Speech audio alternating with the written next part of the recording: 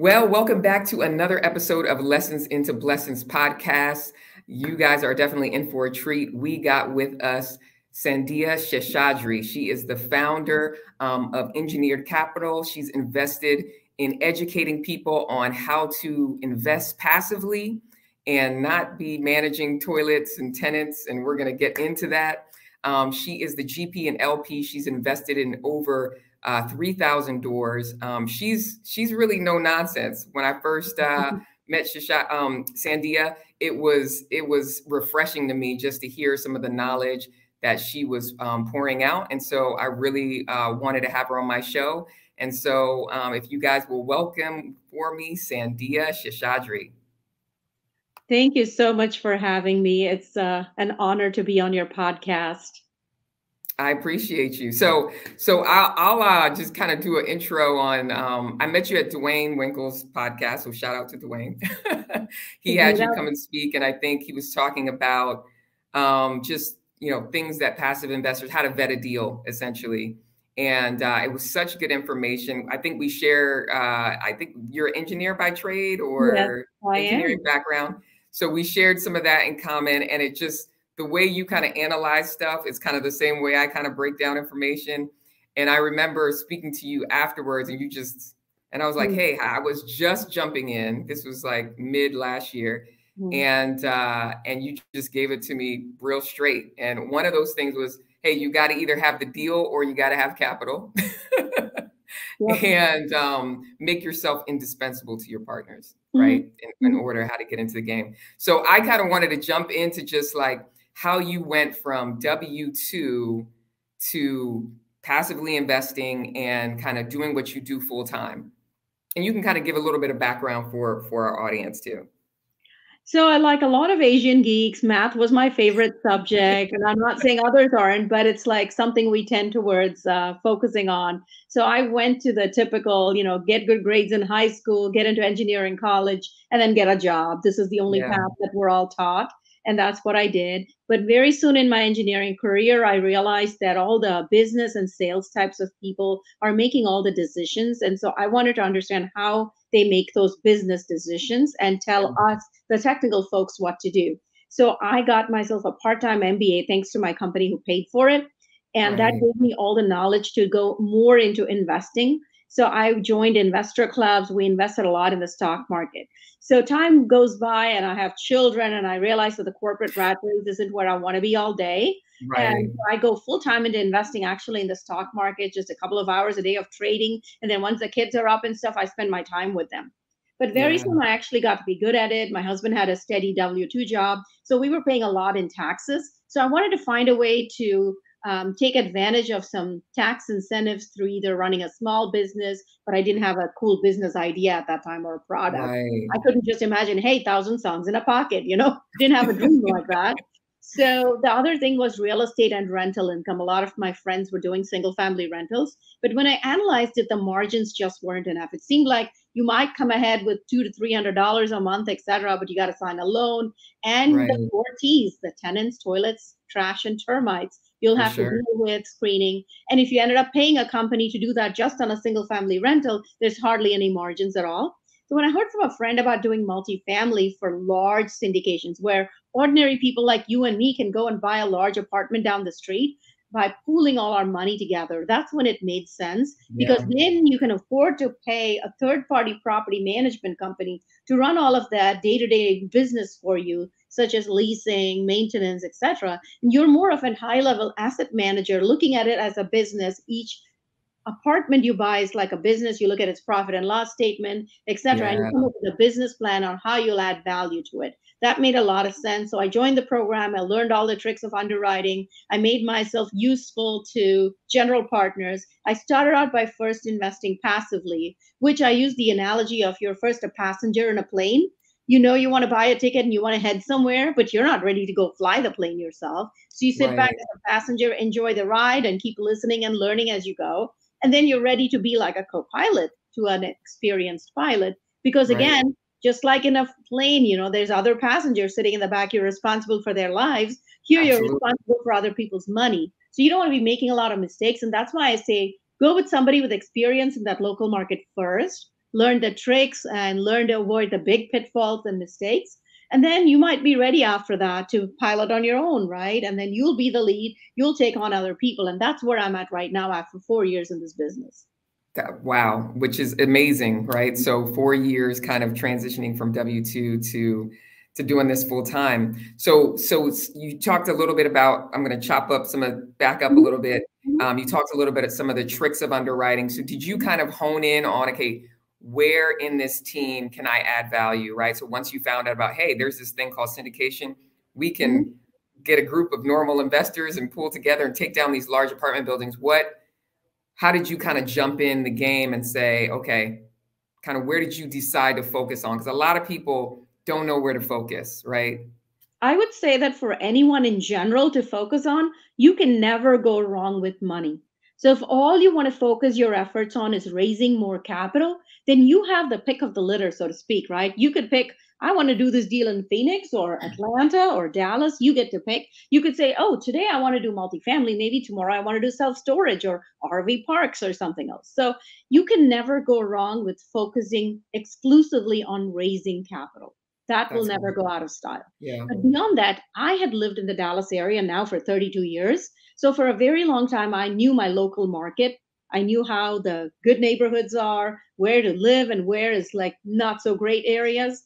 So as the local market expert, I could offer a lot of value to someone who was out of state and wanting to get into this Texas market. That's good. And so I said, I'll be boots on the ground. I'll do whatever you say, and let's not even worry about the compensation. So that's an important thing, right? Until you've proven yourself, you think of yourself as an intern, is how I thought about it. So you're going to get paid like an intern, and that's okay, because if you quickly jump in with both feet and you become a very useful intern, then the next deal and the next deal come faster versus just waiting and freezing to say, oh, I'm going to wait till I know everything about flying a plane. I'm going to go from zero to being a pilot. It's Love like, it. be a passenger, be a co-pilot, be a really good co-pilot, and you'll get promoted to a pilot, right? So Absolutely. there's baby steps to it. It's not a 0 to 1, just a big digital jump, Absolutely. you know? It's a journey. Yeah, that's what I want to tell people. So for me, I found out-of-state partners. I could be useful to them by being boots on the ground. I didn't talk about compensation. I said, whatever you want to give me is fine. I'm not going to negotiate all that. I'm just here to learn. So let me learn. Let me sit in on every call. Let me do the running around for you while you're the brains directing me on what to do.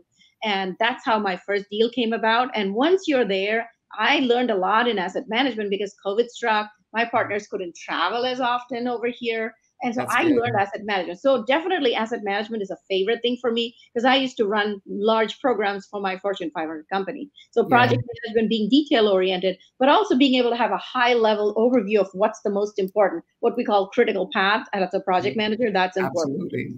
So those skills tie very well to asset management, financial analysis, being local. I can just go verify things. I don't have to just wait for a call or look for pictures. I'm just like, I'm going to drive by and check it out. So all my properties are within a 30-minute drive of my house. Even now, I've got 7 assets right now under management, and they're all like a 30-minute drive from my house. So that makes it very easy. So I would say for someone trying to figure out how they can get into a deal, figure out what is your biggest strength that ideally is complementary to what experienced partners have.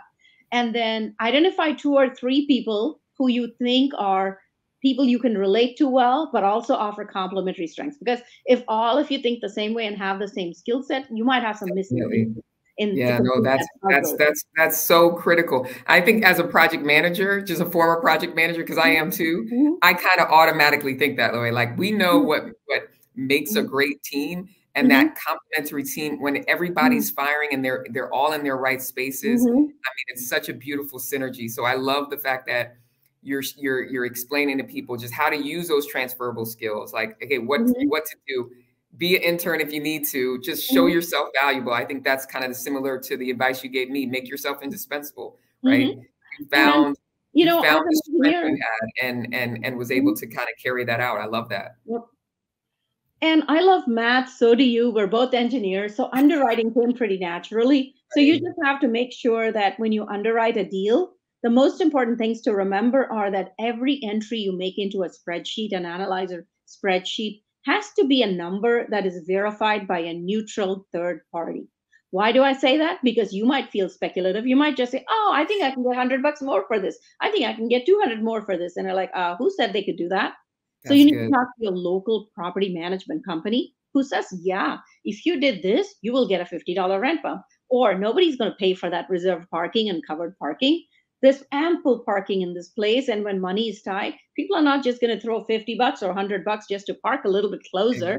That's So good. those things need to be verified by the company that's bought into your business plan, who's actually going to make the business plan work by making it come to life. So every entry, like all your expenses, right? Management, administrative expenses, contract services, and then you want to get an insurance quote for your insurance. In our state of Texas, property taxes are a very big deal. They Very can much make so. or break a deal. Insurance can be very huge in some places, right? If you're coastal, if you have a creek running nearby, like the good old Houston, Florida, etc., your insurance is going to go up like crazy, right? So you want to get an accurate insurance quote. You want to get a tax estimate for the future years. How much of an increase should I underwrite for if I'm going to hold this deal for the next 5 years? So underwriting, there's so many little nuances to it. That's why I say for your first deal, it's good to at least have a mentor, a coach, somebody who has done this before, has actual data that you can just look at. Like right now, if I have to underwrite a deal, I have 7 other deals for comparison. I know what my expenses are. I know what vinyl flooring costs today versus what it cost 3 years ago when I got my first syndication deal, right? So those kind of details, that's why I'm saying the price of experience is actually priceless, because one costly mistake is being avoided. You just sort of say, okay, my first deal, I'm not going to make a huge amount of money, but I'm getting in, and I'm going to avoid making 2 or 3 costly mistakes. And I think what's great about the fact that you focused on Dallas, and I tell people this, look, I don't want to pick a bunch of markets. I want to know my markets so well that I can automatically, when I see a deal come across my table, know based on some quick math within 5 minutes, I get this is something I'm interested. We need to go either see the property, we need to dig a little bit deeper. And so I love that you've really just honed in, right? So that now it's just like, it's cookie cutter. It's almost like a differentiator. You got to figure out, how do you differentiate yourself? And that seems to be one of the things that you've used to differentiate yourself than any other operator that's in the area. So that's there's a lot of people who employ underwriters, try to get VAs to do data entry for them, etc., because they're analyzing 100 or 200 deals, and I'm like, you shouldn't have to do that. You should be able to do a quick back of the napkin analysis by zip code, by area, and say, is this even worth pursuing or not? So while hundreds of deals might come across my email folder, in the last year or so, I would say I probably seriously underwrote maybe 5 or 6 deals. And by seriously, I mean going through every little detail, getting an insurance quote, driving the properties myself, driving the comps, etc. That's what I call as a detailed underwriting. I don't think I did that on more than half a dozen properties, and I bought 3 last year. So on that topic, just from an underwriting standpoint, especially now with just rates being higher, just inflation, a lot of different things impacting those numbers, right? A little change of a number could make quite a difference in the profits that investors will see on the back end. What do you believe are some of the key things folks should be like really paying attention to, honing in on in their underwriting now? Because there's a million variables, right? And we all know that. So I know you can't touch on everything, but some of the key ones that's like, if people don't really pay attention, they'll make mistakes here. It's just what I said before, which is every number must be justified by somebody else in the profession. So if you are going into a new market, ideally you want to be able to see the financials, recent financials of similar properties in that market. That's the ideal scenario. So hopefully the person you're partnering with has access to that information, because then your data is more real. Second is your property management company is already managing properties in that area, in that local zip code, not just 50 miles away, but like actually in that, because it does make a difference. Some of your rent numbers and assumptions make a big difference. So like we bought a property in a place called Carrollton, and we hired the property manager who was managing the property next door to it. So like, if they give me a budget, I know better numbers than that. There's not going to be many mistakes than that, right? Same way, we bought a property in Garland. The same property management company was managing a property 1.5 miles away. So, I look for that local expertise, because then there's fewer mistakes in those numbers. That's number one. Now, do you stick with the same property management companies, or do you look based upon your property, just like you were saying? I do based upon my property, because like we have a property in the, let's say, near downtown Dallas kind of area in an area called Cockrell Hill. And we picked a property management company that was running another property that was one of our comp properties there. So that's not the same company who's managing my Carrollton property or my Irving property. So for me, I like to also not put all my eggs into one basket. For So if I have sure. the same PM managing half a dozen properties and then something goes wrong with that company, then I'm scrambling across 6 different properties, Absolutely. right? So that's Absolutely. another reason why. Risk Mhm. management. Yeah, basic risk management of a project manager. But going back to Yeah. underwriting, your property management company giving you realistic numbers because they have that local data, actual data, not just some report that they read on the internet, from even from good companies, right? That's not the same as actual data. That's number one.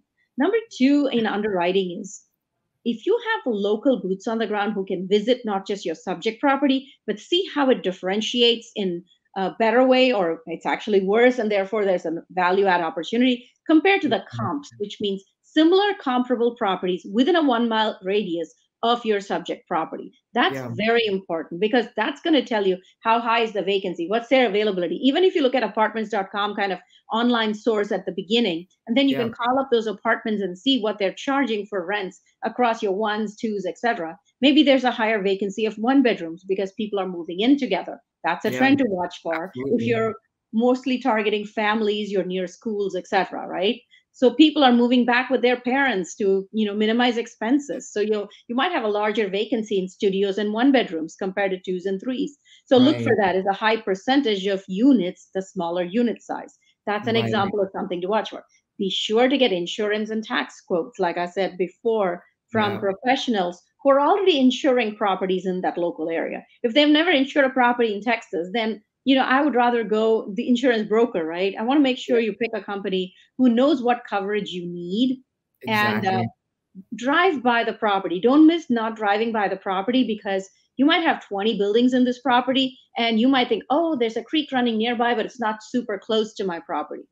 Well, you might think there's only one building, but a lender, an insurance agent, et cetera, is going to tell you, no, you got to have this plain coverage for 10 of your buildings. And this is what your insurance cost is going to be, right?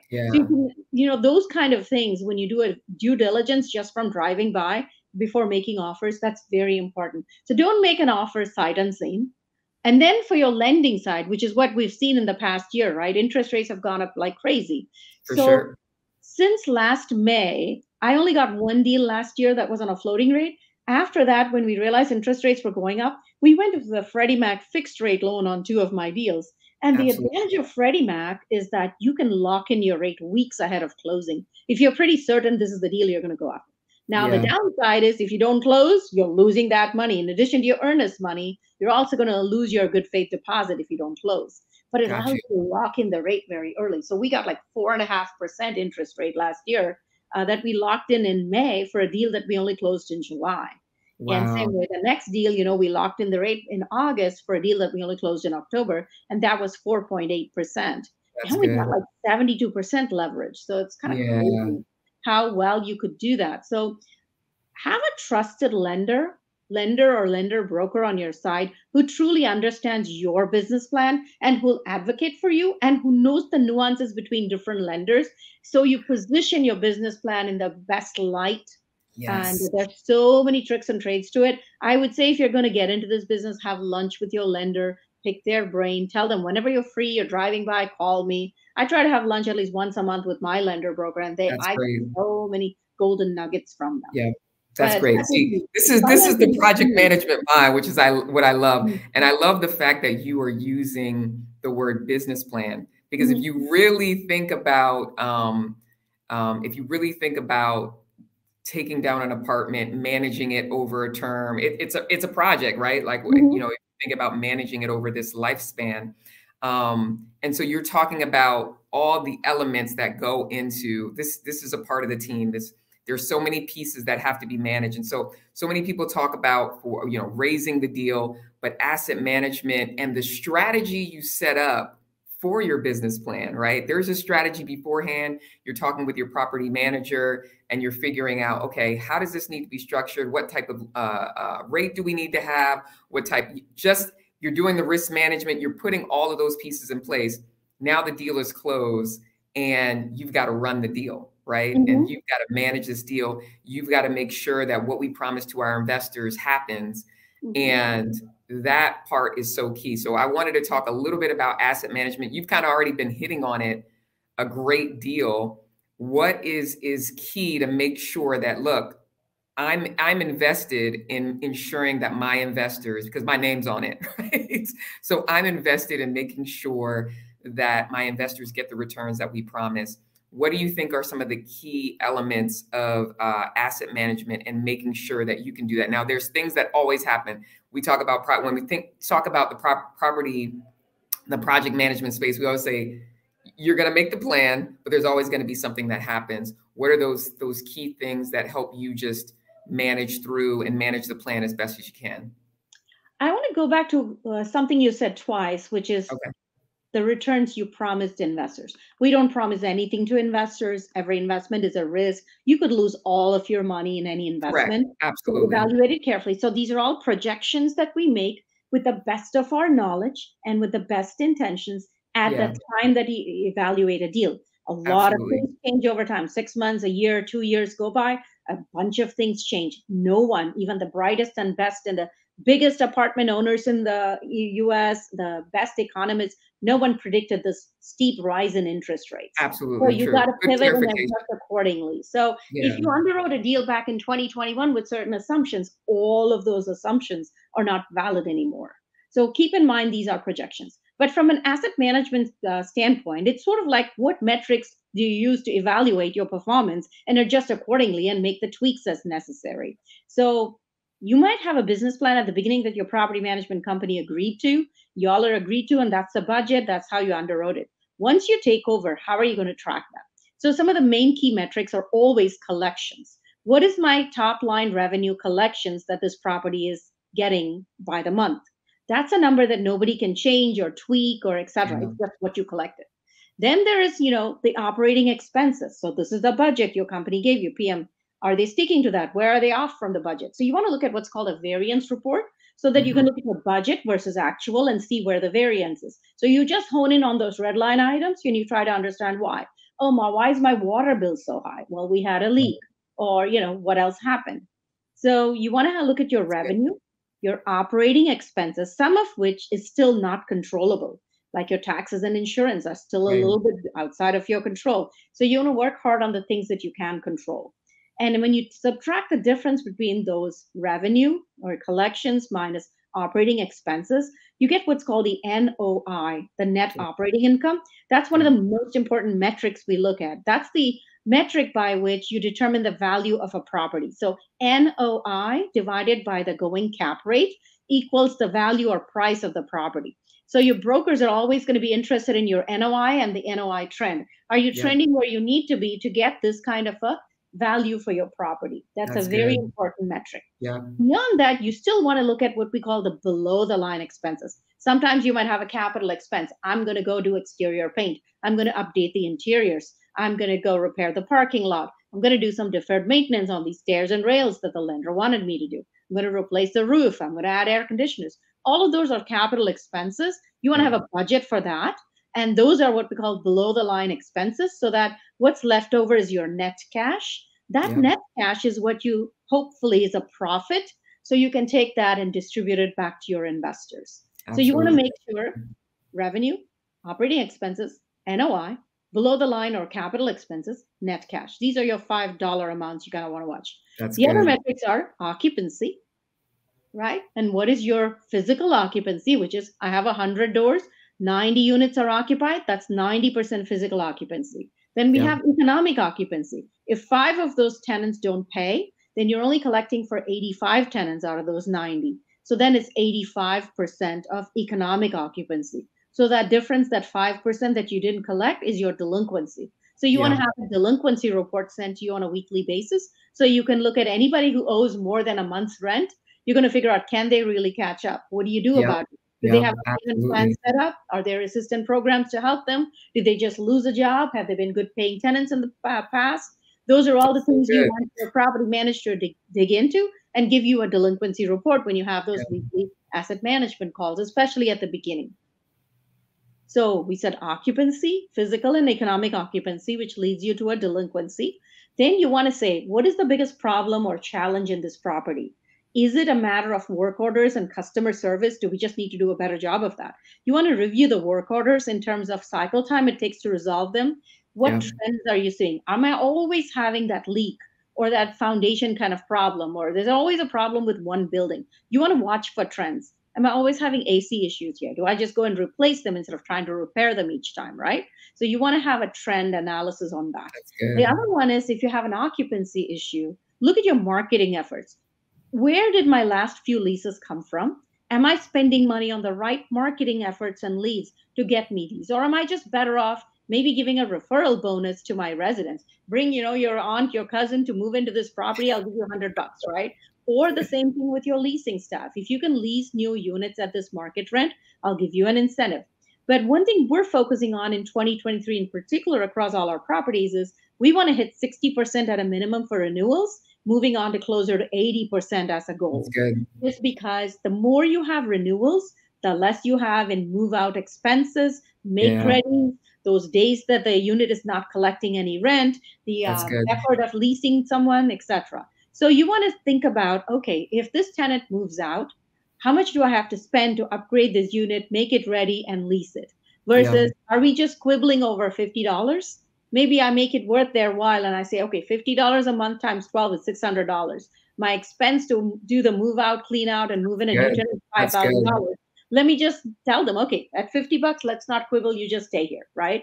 So you got to make those kind of decisions. Yeah, So, that's great trade-off analysis right there, just to yep, say, is it, yeah, no, that's really good. That's really good. yeah. Great numbers too Mhm. on just making sure that, I mean, you're really driving that top line and that bottom line, right? It's like, Mhm. what are those factors that are going to drive this to net out the most that we can for our investors? So that's really good.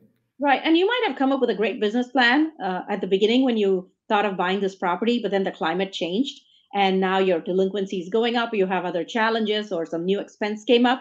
Well, look at every item in your business plan and say, what is my ROI, return on investment? What is my payback period? If it's going to be taking me 6, 7 years to recover this money, let me not spend that money. If Yep. I need to spend $10,000 for a $50 rent bump, that's not good use of money, right? Yeah.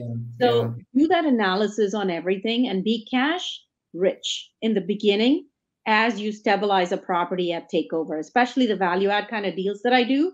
You Yeah. don't want to go right away and spend all the big capex at the beginning saying, okay, if I exterior paint the entire building for $400,000 for these 25 buildings, I'm going to get $200 rent bump. Really? How much Yeah. does a tenant care about the paint color outside versus how nice their interiors are? And how good Right. your service is? Are you taking care of all their, broken appliances and, repairs? Is their carpet old? And should you really be putting nice new vinyl planks? Should you upgrade the interior? That's So good. think about That's what's good. the value add that the tenant actually cares about because they are your customers. Your Yeah. residents are your customers, and you do a good job of customer service. You'll differentiate from other properties. You'll stay well occupied. You'll get great reviews, etc. Yeah. No, that's so like, that's, Mhm. man, that's so good. And I mean, I manage properties as well. And so that is absolutely the trade-offs that I'm looking at. I've never had to do like a huge building and painting, but it's like, how do I reserve my capital? Is this going to pay off down the road? So that's really good. What would Mhm. you say? And this is lessons into blessings. So we're always talking about, and you talked about a little bit of, just trade-offs that you're looking at. Do I spend the money now? Do I spend it later? Mhm. What are some of those things that you believe from an asset management standpoint um, that are lessons, like things that you've seen property management or operators do that our audience can learn from, things just to pay attention, pitfalls to pay attention to, lessons you may have seen that people from mistakes people have made that you've been able to carry out into your business? So I was passively invested in a deal where a large amount of capex dollars was spent right from day one. In fact, they took a lot of pride in posting pictures of how, look, day one takeover, we're already busy kind of thing. And the fact is that they spent hundreds of thousands of dollars on a lot of exterior updates at the time that we were in COVID. This was back in 2020.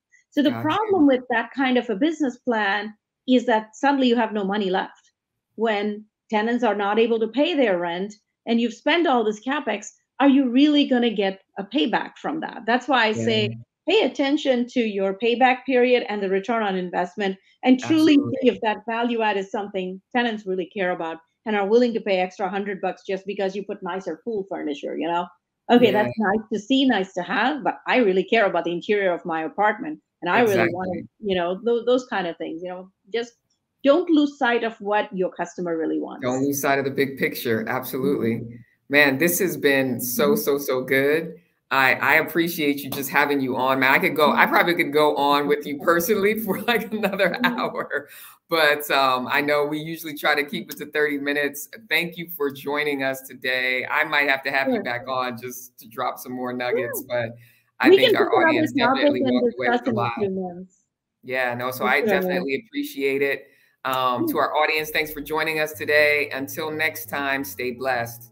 Yeah, and you can find me on LinkedIn or Facebook if you want to stay in touch. And I we'll put we always put our absolutely. So we'll definitely drop your information on our channel. So thank you so much for having me. Such a pleasure. No worries.